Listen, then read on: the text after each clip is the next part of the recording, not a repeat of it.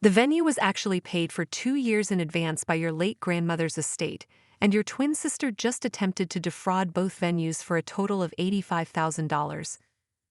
The resort manager held up security footage of my identical twin Isabella trying to convince his staff she was me, demanding a full refund for a canceled wedding that was very much still happening tomorrow. The question that made my blood run cold wasn't how she'd forged my signature or stolen my identity yet again. It was what she'd planned to do with all that money, and why she thought I'd never find out.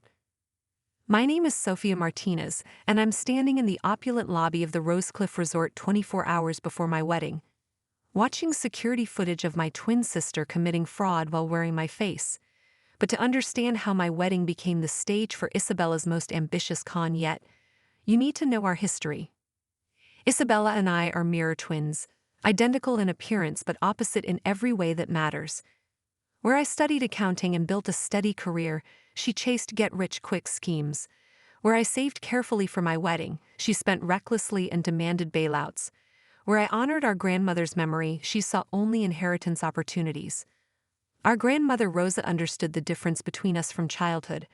While Isabella charmed and manipulated, I helped with the restaurant Grandma Rosa built from nothing into a Miami institution.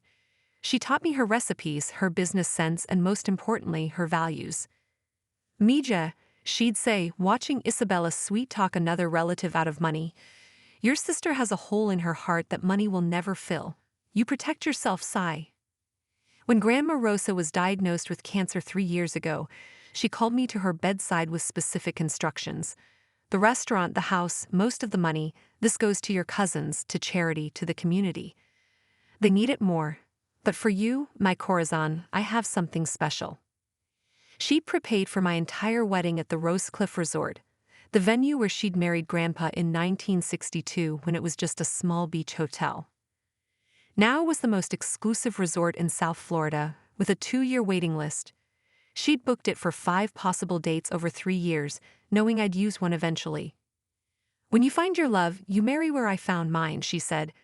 Isabella cannot touch this. It's in trust, only for your wedding, only at the Rosecliff.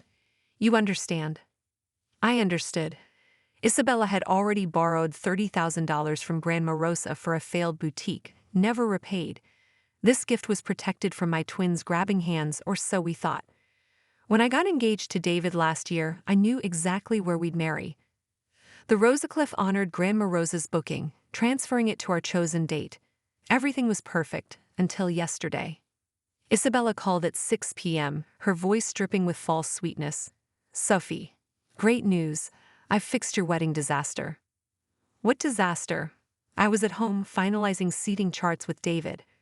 The double booking at the Rosecliff. Don't worry, I handled everything. Moved you to the Flamingo Banquet Hall. Much more practical, and I got you a full refund from that overpriced resort. You're welcome. My stomach dropped. Isabella, what did you do? Saved your wedding. The Flamingo is nice too. Well, nice enough. And think what you can do with all that refund money. Help family who needs it instead of wasting it on one day. There was no double booking. My wedding is tomorrow, at the Rosecliff. Not anymore. Like I said, I fixed it. Gotta go. See you at the Flamingo tomorrow at 3. She hung up before I could respond. David and I immediately called the Rosecliff, reaching the night manager who assured us nothing had changed. Our wedding was still scheduled, setup would begin at dawn, everything was perfect. But something felt wrong. Isabella never did favors without angles. This morning we drove to the Rosecliff to verify everything in person. What we found in the security office made my blood run cold. Ms. Martinez, the head of security, said, "We need to discuss your sister's visit yesterday." The footage showed Isabella arriving at 2 p.m., dressed exactly like me. Same dress I'd worn to the venue tour, same hairstyle, even carrying a similar purse. She approached the front desk with confidence. "I need to cancel my wedding," she told the clerk, tears streaming. "My fiancé, he's been cheating. I can't. I just need to cancel everything and get the refund processed immediately." The clerk, sympathetic to a crying bride, began pulling up the reservation. That's when things got interesting. "I'm afraid I don't see a credit card on file for refunds," the clerk said. "This was paid through a trust account." Isabella's tears dried instantly. "That's impossible. Check again." The manager was called. Forms were produced. Isabella signed my name with practiced ease, demanding the trust fund be liquidated and refunded immediately. The amount made her eyes gleam, $85,000 for the premium package including accommodation for 150 guests. She was quite insistent, the manager explained, even threatened legal action, but our protocols are strict. Trust fund bookings require the trustee's approval. When we called the law firm, they confirmed only Sophia Martinez could cancel, and only with proper identification including birth certificate, which must show a different time of birth than any previous cancellation attempt. Different time of birth? I asked. Your grandmother was very specific in the trust terms. She seemed to anticipate someone might try to impersonate you. A twin, perhaps? Grandma Rosa had protected me even from beyond the grave. Isabella was born 3 minutes before me, a detail that would appear on her birth certificate. But Isabella hadn't given up. The footage jumped to 4 p.m., showing her at the Flamingo Banquet Hall across town. I'm Sophia Martinez, she told their manager. I need to book your venue for tomorrow. Emergency situation, my original venue had a kitchen fire. I'll pay the rush fee, whatever it takes. She paid $5,000 in cash for their premier package, a windowless hall with plastic chairs and fluorescent lighting. Then she called me, claiming she'd saved my wedding. We believe she planned to collect the Rosecliff refund, pocket the difference between that and the cheap hall, and leave you to discover the swap too late to fix it, the security manager concluded. But why would she think I'd just accept it? I asked. David squeezed my hand. Because she's done it before, hasn't she? Smaller cons you've let slide to keep the peace. He was right. Isabella had been escalating for years, borrowing my identity for store credits, taking refunds for gifts I'd bought, always small enough that confronting her seemed more trouble than it was worth. This was her big score. What happens now? I asked. That depends on you, the manager said. This is attempted fraud, identity theft, and conspiracy. We have evidence for criminal charges, but we wanted to speak with you first. I thought about all the times I'd protected Isabella. All the family gatherings where I'd stayed quiet about her schemes to keep the peace. All the relatives who'd been scammed but never pressed charges because family doesn't do that to family. Press charges, I said quietly, and I want a restraining order for my wedding tomorrow. The manager nodded. We'll handle security. No one enters without photo ID matching our guest list. As for your sister. 3 hours later, Isabella was arrested at her apartment. Police found evidence of a dozen other schemes, forged checks, stolen credit cards, fake charity collections.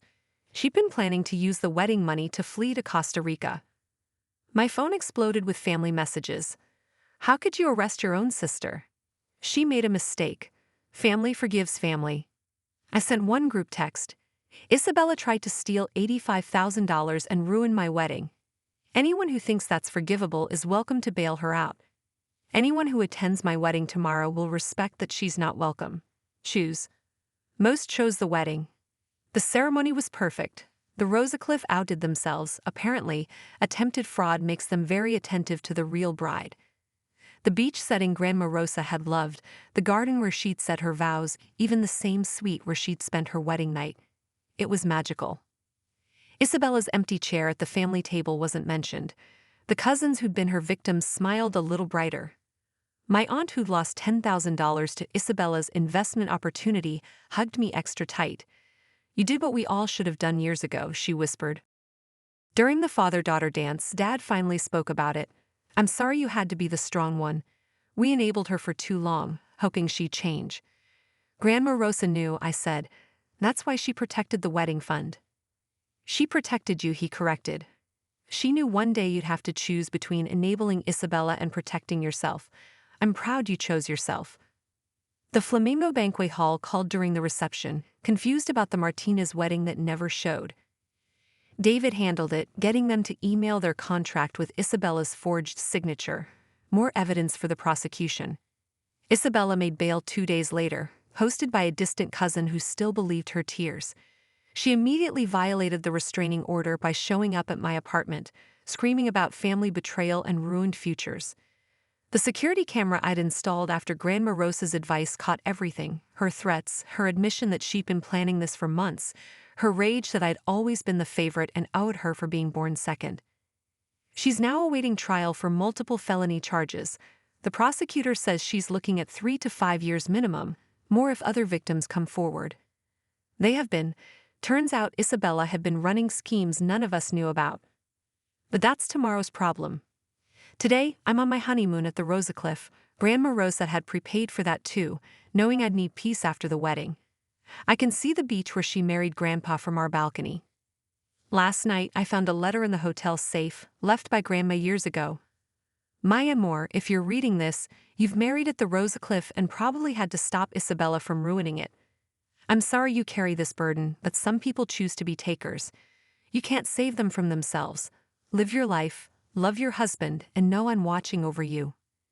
The restaurant recipes are in your recipe box, the real ones, not the ones I gave Isabella. She never could tell the difference between authentic and fake. You always could. Love, Grandma Rosa. I'm keeping a letter next to our wedding photos, evidence that sometimes protecting yourself isn't betrayal. It's wisdom, and sometimes the best wedding gift a grandmother can give isn't just a venue.